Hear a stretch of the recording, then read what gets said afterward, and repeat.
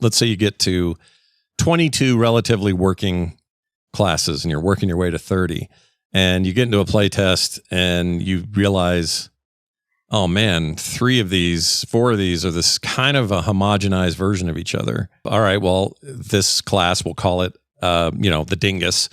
We got to work on the dingus, make him less like the frogman or whatever, and start pulling that build out elsewhere.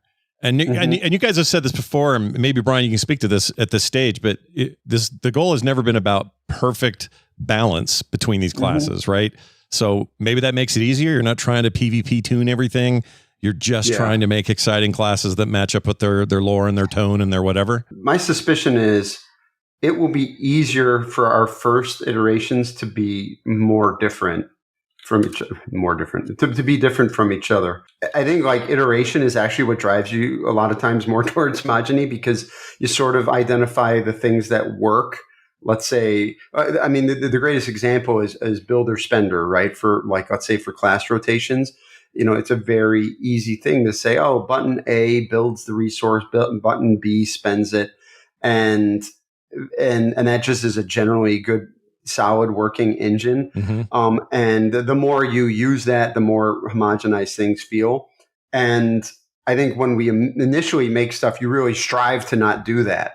So I think early on, what we're going to find is cool. We have a lot of different classes, and they're very functionally different and mechanically different.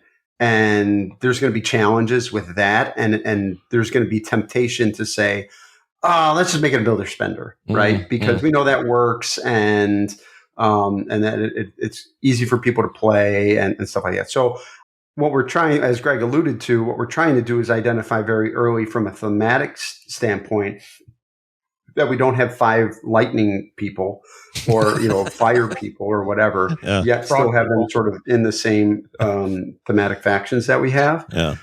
So it's a little easier to do that on paper and just make the themes are unique. I think the greater challenge will be making sure rotations and mechanics, class mechanics and gameplay mechanics don't feel too similar. And we have some interesting experiments with that going on right now. I think 2 of the classes that we have like sort of in prototype right now are very different from the other ones, the other 4 that are in game.